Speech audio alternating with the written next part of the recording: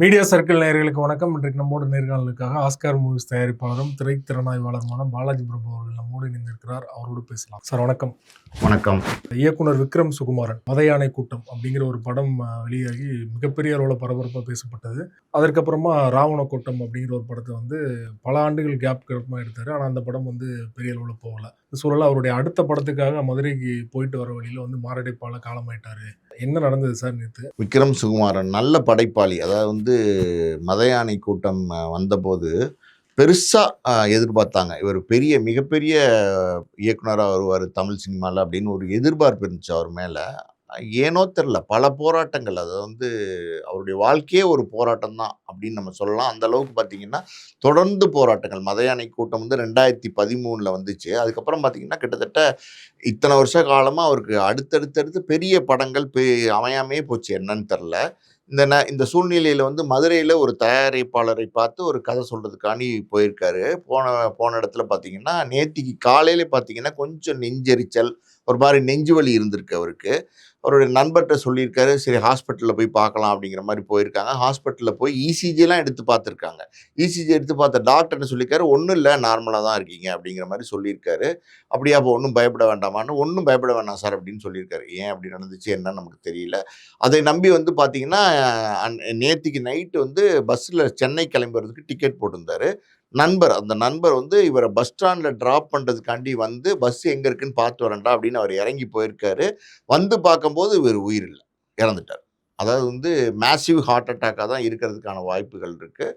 So அதுக்கப்புறம் பார்த்தீங்கன்னா பாடியை ஆம்புலன்ஸ் போனோமா அவருடைய வீடு ரெட் ஹில்ஸில் இருக்குது, அவங்க கொண்டு வந்து வச்சுருக்காங்க. மனைவி குழந்தைங்களாம் இருக்காங்க. 2-3 வருஷத்துக்கு முன்னாடி தான் திருமணம் ஆச்சு. லேட் மேரேஜ் தான். அதாவது தேடுதல்லே ரொம்ப தீவிரமாக இருந்ததுனால திருமண வாழ்க்கையை ரொம்ப தள்ளி வச்சுட்டே வந்தார். இப்போ தான் சமீபத்தில் கல்யாணமாகி இந்த மாதிரி எப்படி சொல்கிறது, திடீர்னு இப்படி ஒரு செய்தி. சினிமா இண்டஸ்ட்ரியே பார்த்தீங்கன்னா இடி ஏற்கின மாதிரி செய்தி. ஏன் அப்படின்னா பல பேரோட சேர்ந்து ஒர்க் பண்ணியிருக்காரு. அதாவது பாலு மகேந்திராவுடைய பட்டறை, அதாவது அவர்கிட்ட வேலை பார்த்தவர் தான் அந்த வெற்றிமாறன், சீனு ராமசாமி, விக்ரம் சுகுமார், இவங்கெல்லாம் பார்த்தீங்கன்னா ஒரு செட்டு. இதுக்கு முன்னாடி செட்டு தான் பாலாலாம் வெளியில் வந்ததுக்கப்புறம் இவங்க 3 பேர் தனியாக வராங்க. வெளியில் வரும்போது வெற்றிமாறனுக்கு முதல்ல பட வாய்ப்பு கிடைக்குது.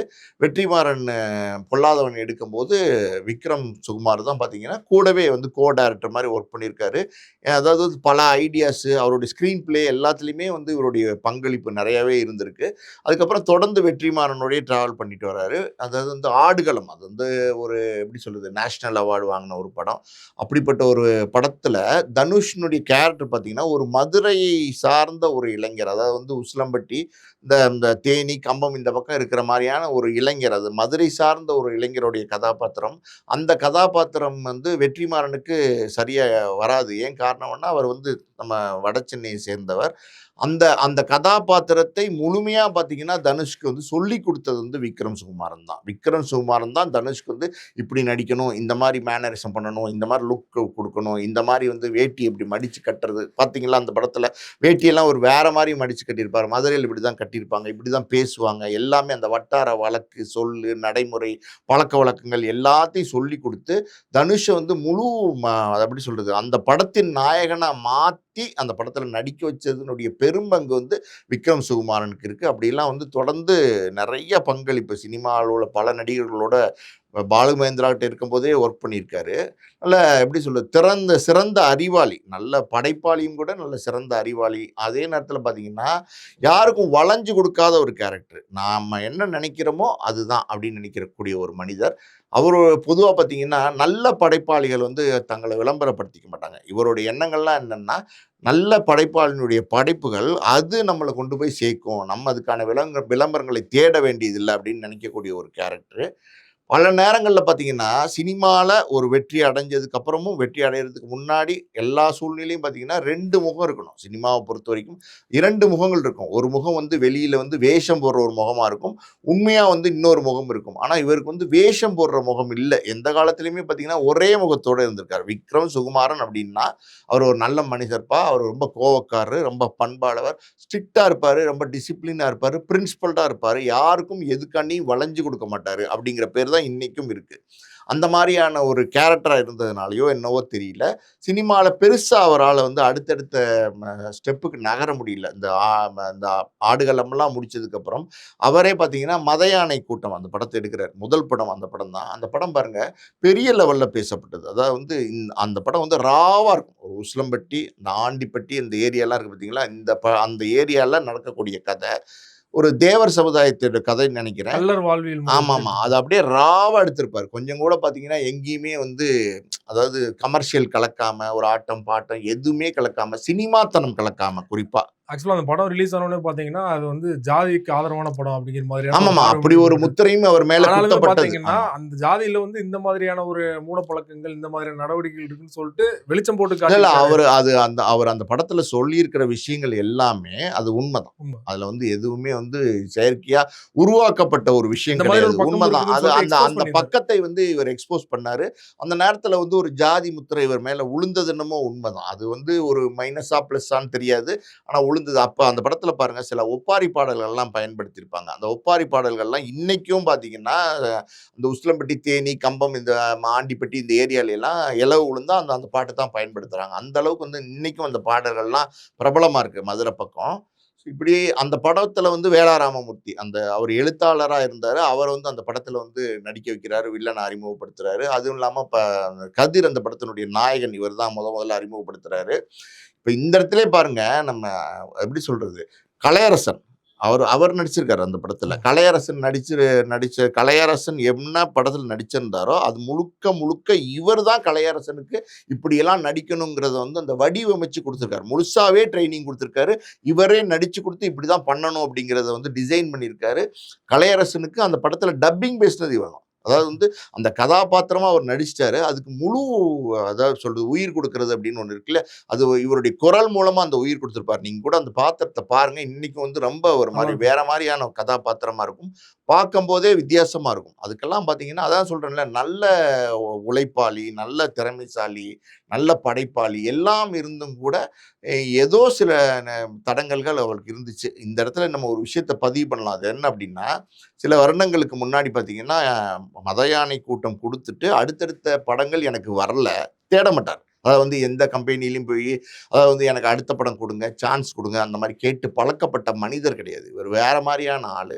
ஸோ அது அடுத்தடுத்த படங்கள் எனக்கு வரல அப்படின்னு நான் நெனச்சுக்கிட்டு இருந்தேன். ஆனா பார்த்தீங்கன்னா, பின்னாடி தான் எனக்கு தெரிஞ்சுச்சு, ஒரு பிரபல நடிகர், நான் அறிமுகப்படுத்திய நடிகர். அதாவது வந்து விக்ரம் சுகுமாரன் அறிமுகப்படுத்திய நடிகர். அவரே எனக்கு குழி தோண்டி புதைச்சிருக்காரு. என் முதுகுலயே குத்திட்டாரு. துரோகம் பண்ணிட்டாரு அப்படிங்கிறத வந்து அவரே அவருடைய முகநூல் பதிவுல வந்து சொல்லியிருக்காரு. கதிர சொல்லியிருக்காரு. அது கதிரா என்னன்னு நமக்கு தெரியல. ஒரு படம் தானே வந்திருந்தது. இல்ல. ஏன்னா நான் அறிமுகப்படுத்திய நடிகர்ன்னு சொல்லும்போது, அங்க கதிர் இருக்காரு. அதே படத்துல வேளா ராமமூர்த்தி அறிமுகப்படுத்தியிருக்காரு. ம். ஸோ அது வந்து கதிர்ன்னு நம்ம உறுதிப்படுத்தி சொல்ல முடியல. ஏன்னா ம். அவர் எந்த இடத்துலயும் வந்து கதிர்ன்னு சொல்லல. ஓகே. ஸோ எந்த நடிகர் பேரையும் அவர் குறிப்பிடல. ஆனா ம். அப்படி ஒரு ஒரு ஸ்டேட்மெண்ட்ட வந்து ஒரு சமீபத்தில அது முகநூல் பக்கத்துல பதிவு பண்ணியிருக்காரு. இன்னைக்கு அவர் இறந்ததுக்கு அப்புறம் பார்த்தீங்கன்னா, அது இப்போ ஒரு சர்ச்சையா போயிட்டு இருக்காரு. யார் அந்த நடிகர் அப்படிங்கிறது இருக்கு. ஆ அவர் சொல்லல. நம்ம அத பத்தி யாருன்னு நம்ம டிபேட்டுக்குள்ள வேண்டாம். அந்த மாரி பார்த்தீங்கன்னா, அடுத்த படம் ரொம்ப நீண்ட இடைவேளைக்கு பிறகு, நீண்ட போராட்டத்துக்கு பிறகு வந்து ராவண கோட்டம்னு ஒரு படம். அந்த பாக்யராஜ் சன் வச்சு எடுக்குறாரு. அந்த படம் பார்த்தீங்கன்னா, பெருசா போகல. அது ஏன்னு தெரியல. ஆனா படத்த பார்த்தீங்கன்னா நல்லா தான் இருக்கும். ஆனா பெருசா போகல. ஒரு மாரி இப்படி இருக்கு, அப்படி இருக்கு. கொஞ்சம் மீடியமா இருந்த மாரி பாஸ் அவுட் ஆயிருச்சு. அடுத்தடுத்து பார்த்தீங்கன்னா, சூரி ஒரு கதை சொல்லியிருந்தாரு இவர்ட்ட. அந்த கதைய வந்து நீங்க எடுத்துக் குடுங்கன்னு சொல்லியிருந்தாரு. அது மாமன் படத்தினுடைய கதைன்னு சொல்றாங்க. ஆனா வேற ஒரு கதைன்னும் சொல்றாங்க. 2 பக்கமும் இருக்கு. ஆனா சூரியோடைய அந்த படத்தை இவர் தான் இயக்க வேண்டியதா இருந்துச்சு. ஆனா அந்த ப்ராஜெக்டும் நடக்காம போச்சு.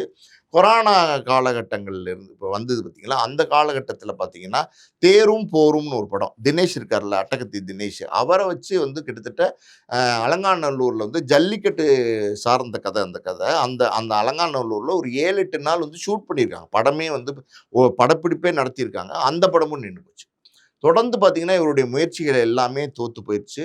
அடுத்தடுத்த உயரங்களை எப்படியாவது அடையணும்னு நெனைக்கிறாரு. அவர் கூடவே டிராவல் பண்ண வெற்றிமாறன். வெற்றிமாறன்லாம் பார்த்தீங்கன்னா, இவர் வந்து வெற்றின்னு கூப்பிட்டு ஒண்ணா ரொம்ப க்ளோஸா பழகக்கூடிய ஒரு நண்பர். சீனு ராமசாமி இவங்கலாம் ஒரு ஒரு ஒரு எப்படி சொல்றது? ஒரு அறியப்பட்ட ஒரு அடுத்தடுத்த ஸ்டெப்புக்கு போயிட்ட ஒரு இயக்குனர்களா இருந்தாங்க. நம்மளால அப்படி ஒரு இடத்த அடைய முடியலையே அப்படிங்கிற ஒரு டிப்ரஷன், சோகம், அதாவது வந்து ஒரு அழுத்தம், மன அழுத்தம் தான் கரெக்டான ஒரு வார்த்தை. அந்த ஏன் வந்து எல்லா திறமைகளும் இருந்து, எல்லாமே நம்மகிட்ட இருந்தும் வந்து நம்மளால பெருசா பெரிய உயரத்தை, உச்சத்தை சினிமால அடைய முடியல. ஏன்னா, அந்த சினிமால ஒரு இடத்தை அடையணுங்கிறது அவர் நோக்கமா இருந்துச்சு. அதை நோக்கி தான் அவர் சினிமாக்கு பயணப்பட்டு வந்தார். பணம் சம்பாதிக்கிறதுக்காண்டி சில பேர் வருவாங்க. இவர் அப்படி இல்ல. இவர் வந்து தன்னை அடையாளப்படுத்திக்கிறதுக்காண்டி தான் சினிமால வந்தாரு. அந்த அடையாளம் சரியா கிடைக்கலையே அப்படிங்கிற ஒரு ஒரு அழுத்தம் வந்து அவர்கிட்ட தொடர்ந்து இருந்துட்டு இருந்துச்சுன்னு அவருடைய நண்பர்கள் எல்லாம் நிறைய பேர் சொல்றாங்க. ஸோ இந்த மாதிரி ஒரு சிச்சுவேஷன்ல இன்னைக்கு இறந்துட்டாருன்னும் போது அது ரொம்ப வேதனையான செய்தி. என்ன செய்யறது? பல படைப்பாளிகள் வந்து இப்படிதான் அப்படி சொல்றது. அடையாளமே தெரியாம போயிடுறாங்க. ஆனா விக்ரம் சுகுமார்னா நம்ம அப்படி சொல்ல முடியாது.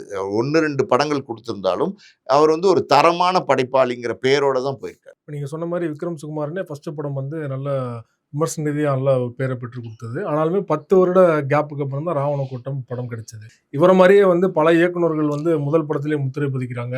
ஆனா அடுத்தடுத்த படங்கள்ல வந்து சறுக்குறாங்க. இல்ல வாய்ப்பு இல்லாம போயிடுறாங்க. அதற்கான காரணங்கள் என்ன நினைக்கிறீங்க நீங்க? இல்ல சார். வேற ஒண்ணுமே இல்ல. இப்ப சமீபத்தில சில உதாரணங்கள வச்சே நம்ம பேசுவோமே. இப்ப பார்த்தீங்கன்னா, பார்க்கிங்னு ஒரு படம் வந்துச்சு. லப்பர் பண்ணுன்னு ஒரு படம் வந்துச்சு. குட் நைட்டு, குடும்பஸ்தன், அப்புறம் பார்த்தீங்கன்னா, டாடான்னு ஒரு படம் வந்துச்சு. இப்ப லேட்டஸ்ட்டா சென்ற மாதம் வந்த டூரிஸ்ட் ஃபேமிலி வரைக்கும் நம்ம எடுத்துக்கலாம். இந்த படமெல்லாம் குடுத்த இயக்குனர்கள்லாம் பார்த்தீங்கன்னா, முதல் படம் வந்து பெருசா பேசப்பட்ட படம். அதாவது வந்து பெரிய எதிர்பார்ப்பை உருவாக்கிய படம்.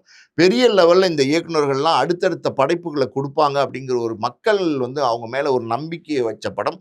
அப்படிப்பட்ட படங்களை எடுத்த இயக்குனர்கள் ஏன் அடுத்தடுத்து படங்கள் எடுக்க முடியாம போறாங்க அப்படின்னா, முதல் படத்துல வந்து அழுத்தமான கதை, அதாவது கன்டென்ட் மேல நம்பிக்கை வச்சு அந்த படத்த வந்து இயக்குறாங்க. தங்களுடைய முழு உழைப்பு அத்தனையும் போட்டு அந்த படத்த எடுக்குறாங்க. சக்சஸ் பண்றாங்க. பெரிய சக்சஸ். நான் இப்ப சொன்ன படங்கள் எல்லாம் பார்த்தீங்கன்னா, பெரிய வெற்றி படங்களா இருக்கு.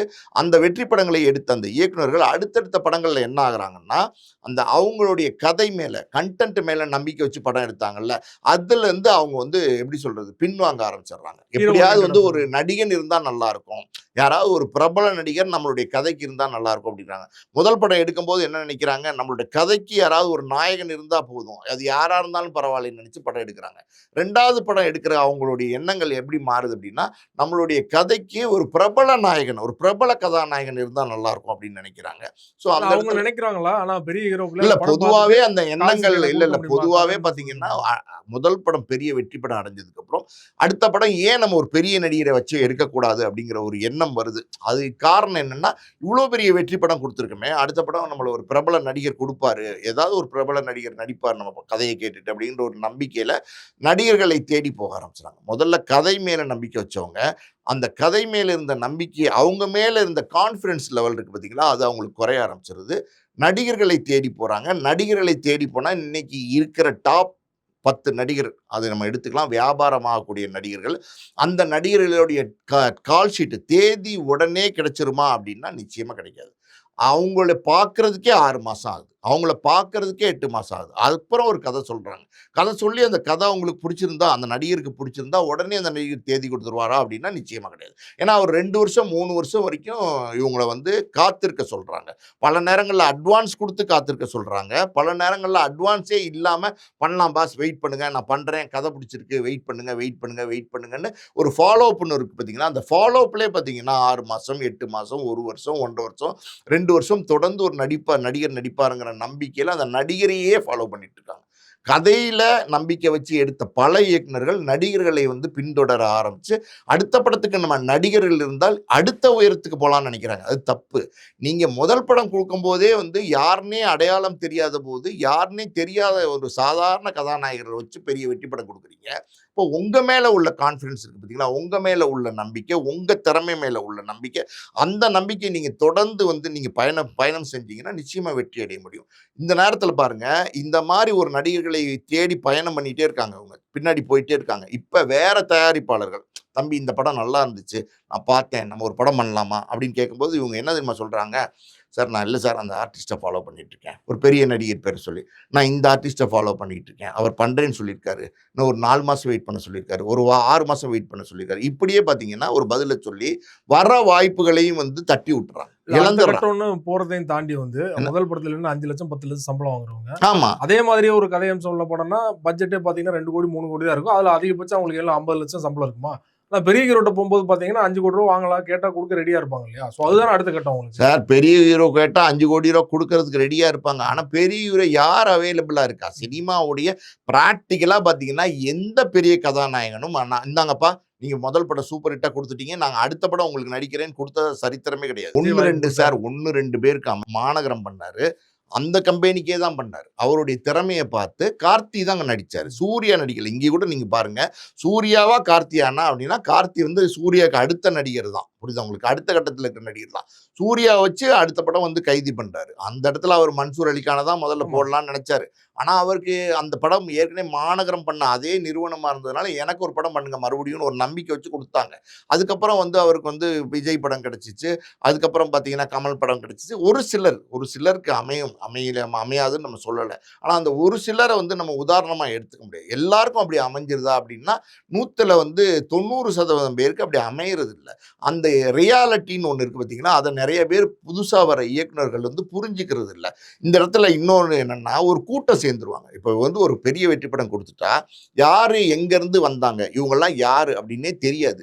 அவங்க ஆனால் அவங்க கூடவே வந்துடுவாங்க, உங்களோடய சேர்ந்துருவாங்க, உங்களோட ஐக்கியமாயிருவாங்க. தலைவான்வாங்க, அண்ணன்வாங்க, மச்சான்வாங்க, மாமன்வாங்க, இப்படியெல்லாம் கொண்டாடி நீ ஏன் தலைவரா, நீங்கள் 5 கோடி கேள்வி அடுத்த படத்துக்கு, அட உன் வேல்யூ தெரியாமல் நீ பேசிட்டு ஏற்றி விடுறது, சும்மா ஏற்றி உன் வேல்யூ தெரியாமல் நீ பேசிட்டு இருக்காது. நீ 8 கோடி கேட்டால் கூட கொடுப்பாங்க.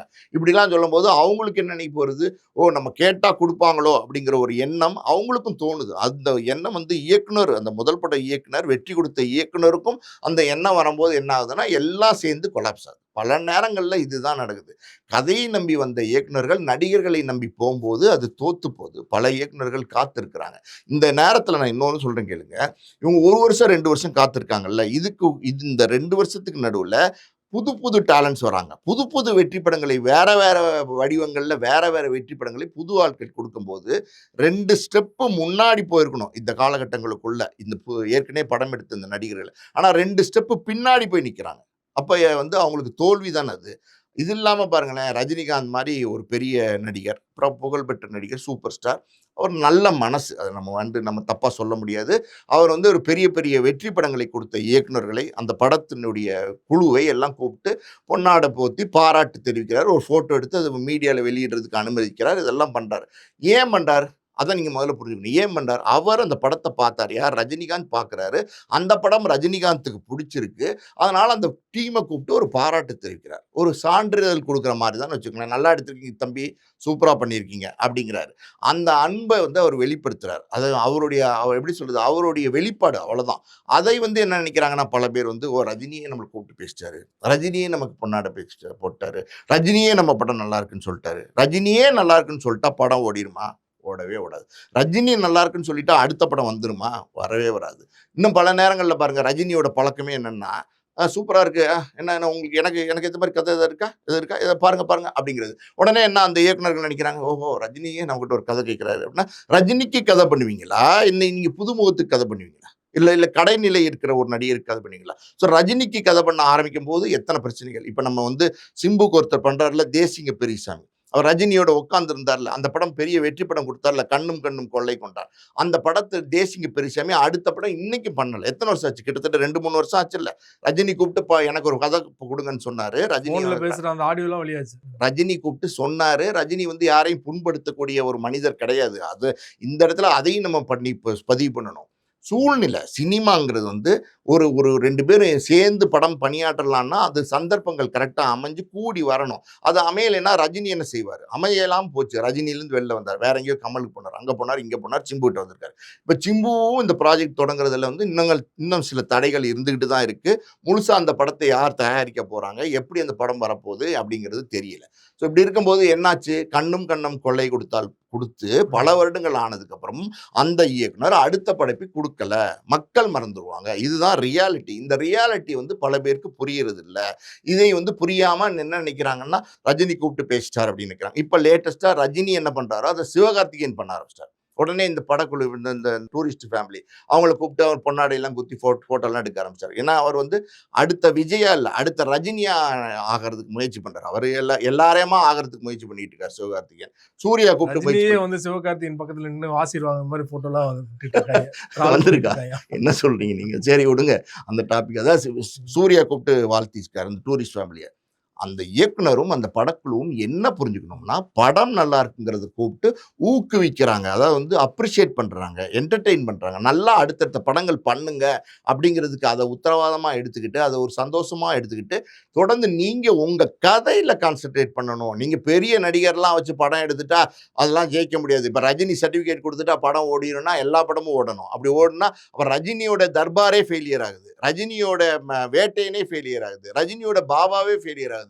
அப்ப ரஜினி படங்களே ஃபெயிலியர் ஆகுது, சூர்யா படங்களே ஃபெயிலியர் ஆகுது, கமல் படங்கள் ஃபெயிலியர் ஆகுது, விஜய் படங்கள் ஃபெயிலியர் ஆகுது. அப்ப என்ன நீங்க சொல்வீங்க? இதெல்லாம் வந்து எப்படின்னா சார், இது வந்து இந்த புரிதல் வந்து இன்னைக்கு இருக்கிற இளைஞர்கள் பல புது இயக்குனர்களுக்கு இல்லாம போறதுனால வர பிரச்சனை தான் இது. இதை வந்து தெளிவா புரிஞ்சுக்கிட்டு எவன் ஒருத்தன் கரெக்டா டிராவல் பண்றானோ அவன் சக்சஸ் ஆகிறான். நம்ம லோகேஷ் கனகராஜையும் நெல்சன் திலீப் குமாரையும் கார்த்திக் சுப்புராஜையும் 1-2 பேரை மட்டுமே வச்சுக்கிட்டு எல்லாரும் இப்படிதான் அப்படி சக்சஸா வந்துருவாங்கன்னு நம்ம எதிர்பார்க்க முடியாது.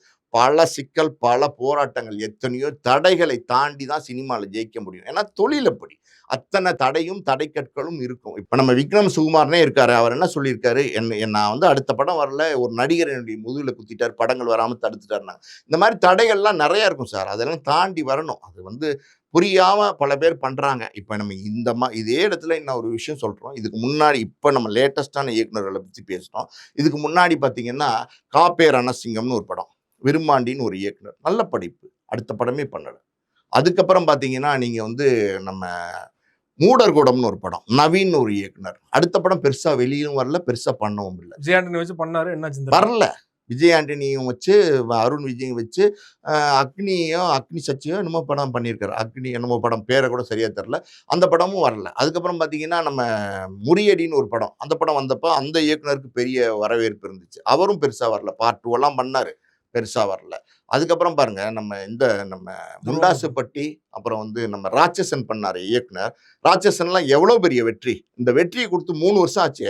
நீங்க 3 வருஷத்துல ஒரு 3 படம் கொடுத்துருக்கணும். 3 படம் வேணாங்க, ஒரு 2 படம் கொடுத்துருக்கலாம். இன்னை வரைக்கும் படமே கொடுக்கலையே. அப்ப என்ன ஆகும்? மக்கள் உங்களை மறந்துடுவாங்க. யாருமே வந்து நீங்க ஒரு தொடர் வெற்றிகள் தான் உங்களை வந்து பேசுமே தவிர, உங்களை வந்து நமக்காண்டி காத்திருப்பாங்க. நம்ம வந்து நல்ல படங்கள் வந்து 10 வருஷம் கழிச்சு கொடுத்துக்கலாம் அப்படின்னா மக்கள் மறந்துடுவாங்க. அது சரியான எண்ணம் இல்லை, அது சரியான பார்வை இல்லை. நான் இன்னொரு பையன் கூட நம்ம சொல்லணும், துருவங்கள் 16 பண்ணாரு, அந்த கார்த்திக் நரேன். அந்த பையன் வந்தப்போ ஒரு சின்ன பையன் இந்த படத்தை வந்து இவ்வளோ பிரமாதமா பண்ணியிருக்காரு அப்படின்னு பரபரப்பா பேசினாங்க. வேற ஒரு மாதிரியான படைப்பாளி அவர் வருவார்னு எதிர்பார்த்தாங்க. சினிமாங்கிற புதைகுழிக்குள்ள சிக்கி அவரால் வரவே முடியல. அவர் எடுத்தார் நரகாசுரன், வரல. மாஃபியான்னு ஒரு படம் ஒண்ணுமே இல்லாம போச்சு. ஸோ இப்படி இன்னைக்கு இருக்கு சினிமா, இப்படி இருக்கு. அந்த சினிமாவில் வந்து இந்த சரியான புரிதல், முதல் படத்துக்கு எப்படி நீங்க கண்டென்ட்டோட கொடுத்து கதை மேல நம்பிக்கை வச்சு ஜெயிச்சிங்களோ, அதே மாதிரி நீங்க அடுத்தடுத்த படங்களும் உங்க கதை மேல வச்சு நீங்க கண்டென்ட் மேல கான்ஃபிடென்ட்டா இருந்து படம் கொடுத்தீங்கன்னா நிச்சயமா ஜெயிக்கும். சினிமா வந்து எந்த காலத்திலும் நல்ல படங்களை பார்க்கறதுக்கு ஆடியன்ஸ் தயாராக தான் இருக்காங்க. பல நேரங்களில் பார்த்தீங்கன்னா இந்த மாதிரி நல்ல படைப்பாளிகள் அவருடைய கனவுகள்னு பார்த்தீங்கன்னா ஐஸ்கிரீம் கனவுகள் மாதிரி இந்த மாதிரி கஷ்டம் பிரச்சனையிலே கரைஞ்சு போயிடும். இதான் உண்மை. ரொம்ப நன்றி சார். உங்க நேரத்தை ஒதுக்கி பல்வேறு தகவல்கள் என்னோட பயன்படுத்திங்க. மிக்க நன்றி. நன்றி.